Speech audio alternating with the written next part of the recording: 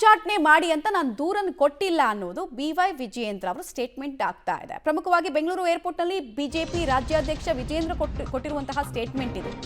ದೂರು ಕೊಟ್ಟಿಲ್ಲ ನಾನು ಅಂತ ಅವ್ರು ಹೇಳ್ತಾ ಇದ್ದಾರೆ.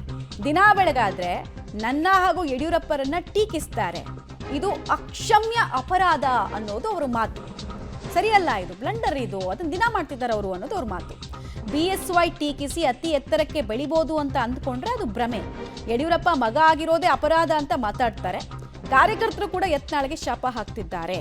ತಾಳ್ಮೆಯಿಂದ ನಾನು ಕೆಲಸ ಮಾಡ್ತಿದ್ದೀನಿ, ಎಲ್ಲದರ ಬಗ್ಗೆ ಹೈಕಮಾಂಡ್ ಗಮನಕ್ಕೆ ನಾನು ತಂದಿದ್ದೀನಿ, ರಾಜ್ಯದ ವಿದ್ಯಮಾನ ಬೈ ಎಲೆಕ್ಷನ್ ಬಗ್ಗೆ ವಿವರಿಸಿದ್ದೀನಿ ಅಂತ BY ವಿಜಯೇಂದ್ರ ಅವರು ಹೇಳಿದ್ದಾರೆ. ಯತ್ನಾಳ್ ವಿರುದ್ಧ ಕಂಪ್ಲೇಂಟ್ ಮಾಡಿದ್ರ ಅಂತ ಕೇಳಿದಕ್ಕೆ ದೂರು ಕೊಟ್ಟಿಲ್ಲ ನಾನು, ಬಟ್ ಬಹಳಷ್ಟು ಅಸಮಾಧಾನವನ್ನು ಆಕ್ರೋಶವನ್ನು ಹೊರಹಾಕಿದ್ದಾರೆ ಯತ್ನಾಳ್ ವಿರುದ್ಧ BY ವಿಜಯೇಂದ್ರ.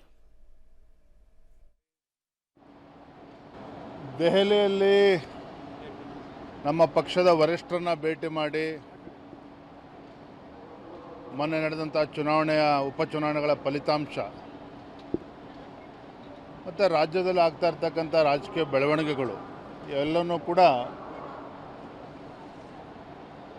ವರಿಷ್ಠರ ಗಮನಕ್ಕೆ ತರ್ತಕ್ಕಂಥ ಕೆಲಸವನ್ನು ಮಾಡಿದ್ದೇನೆ.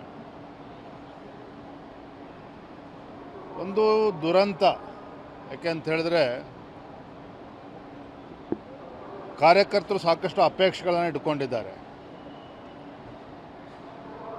ಒಂದಿನ ಸರಿ, ಎರಡು ದಿನ ಸರಿ, ದಿನ ಬೆಳಗಾದ್ರೂ ಕೂಡ ಯಡಿಯೂರಪ್ಪನ ಟೀಕೆ ಮಾಡ್ತಕ್ಕಂಥದ್ದು, ರಾಜ್ಯದ ಅಧ್ಯಕ್ಷರ ಬಗ್ಗೆ ಟೀಕೆಯನ್ನು ಮಾಡ್ತಾ ಇರ್ತಕ್ಕಂಥದ್ದು, ಕಾರ್ಯಕರ್ತರಂತೂ ಸಾಕಷ್ಟು ಬೇಸತ್ತಿದ್ದಾರೆ. ಈ ನಡವಳಿಕೆಯಿಂದ ಅಥವಾ ಯಡಿಯೂರಪ್ಪನವ್ರು ಬಯೋದ್ರಿಂದ ಅವರೇನೋ ರಾಜ್ಯದಲ್ಲಿ ಎತ್ತರಕ್ಕೆ ಬೆಳೀತಾರೆ ಅನ್ನೋ ಭ್ರಮೆನಲ್ಲಿದ್ದರೆ ಖಂಡಿತ ಅದು ಸಾಧ್ಯ ಇಲ್ಲ. ಕಾರ್ಯಕರ್ತರು ಕೂಡ ಇಡೀ ಶಾಪವನ್ನು ಹಾಕ್ತಾ ಇದ್ದಾರೆ. ಎಲ್ಲೋ ಒಂದು ಕಡೆ ಎಲ್ಲದಕ್ಕೂ ಕೂಡ ಇತಿಶ್ರೀ ಹಾಡಬೇಕು ಅನ್ನುವ ಅಪೇಕ್ಷೆ ಕಾರ್ಯಕರ್ತರದ್ದು ಕೂಡ ಇದೆ.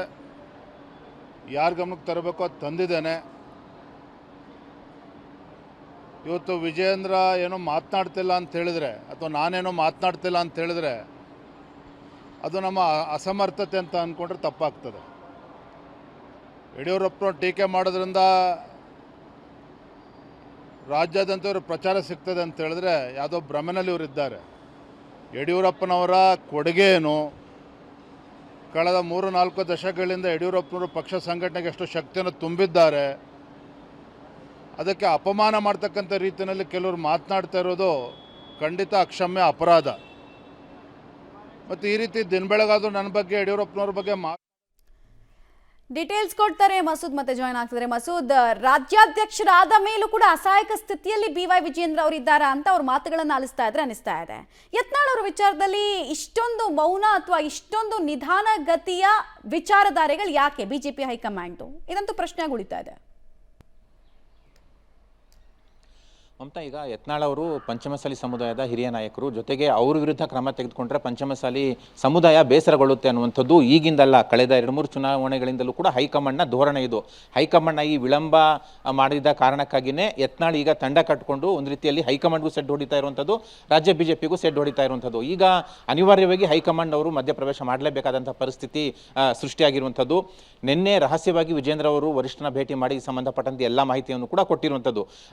ಈಗಾಗಲೇ ಸದ್ಯದಲ್ಲೇ ಅಧಿವೇಶನ ಬೇರೆ ಆರಂಭ ಆಗುತ್ತೆ. ಅಲ್ಲಿ ನಮ್ಮ ಒಂದು ಹೋರಾಟ ಸರ್ಕಾರದ ವಿರುದ್ಧ ನೇರವಾಗಿರಬೇಕು, ಅಲ್ಲಿ ಗೊಂದಲ ಆದರೆ ನಮ್ಮ ಹೋರಾಟ ಸಡಿಲ ಆಗುತ್ತೆ, ಕಾಂಗ್ರೆಸ್ ಎದುರು ನಾವು ನಗೆಪಾಟಲಿಗೆ ಈಡಾಗ್ತೇವೆ. ಹಾಗಾಗಿ ಆದಷ್ಟು ಬೇಗ ಅದಕ್ಕೂ ಮುನ್ನವೇ ಯತ್ನಾಳ್ ಅವರ ಬಾಯಿ ಬಂದ್ ಮಾಡಬೇಕು. ಜೊತೆಗೆ ಯತ್ನಾಳ್ ಮುಂದೆ ಈ ಥರ ಮಾತನಾಡಬಾರ್ದು, ಇಲ್ಲಾಂದರೆ ಅವ್ರ ವಿರುದ್ಧ ಶಿಸ್ತು ಕ್ರಮ ತೆಗೆದುಕೊಳ್ಳಿ, ಏನಾದರೂ ಒಂದು ಮಾಡಿ ಅನ್ನುವಂತಹ ಮನವಿಯನ್ನು ಕೂಡ ಬಹಳ ಸೀರಿಯಸ್ ಆಗಿ ಹೈಕಮಾಂಡ್ ಮುಂದೆ ಇಟ್ಟು ಬಂದಿದ್ದಾರೆ. ಜೊತೆಗೆ ಕಳೆದ 1 ವರ್ಷದಿಂದ ಏನು ಮಾಡಿದ್ದಾರೆ, ಏನು ಮಾಡಿಲ್ಲ, ಏನಾಗಿದೆ, ಪಕ್ಷದಲ್ಲಿ ಅವರ ಹೇಳಿಕೆಗಳಿಂದ ಏನೆಲ್ಲ ಡ್ಯಾಮೇಜ್ ಆಗಿದೆ ಎಲ್ಲವನ್ನು ಕೂಡ ಹೈಕಮಾಂಡ್ ಮುಂದೆ ಇಟ್ಟು ಬಂದಿರುವಂಥದ್ದು. ಈಗ ಹೈಕಮಾಂಡ್ ಅವರ ಮಧ್ಯಪ್ರವೇಶ ಎರಡೂ ಕಡೆಯಿಂದ ಕೂಡ ನಿರೀಕ್ಷೆ ಮಾಡಲಾಗ್ತಿದೆ. ಹೈಕಮಾಂಡ್ ಏನು ಕ್ರಮ ತೆಗೆದುಕೊಳ್ಳುತ್ತೆ ಅನ್ನೋದು ಕೂಡ ಕಾದು ನೋಡಬೇಕಾಗುತ್ತೆ. ಮಮತಾ, ಧನ್ಯವಾದ ತಮ್ಮೆಲ್ಲ ಮಾಹಿತಿಗಾಗಿ ಮಸೂದ್.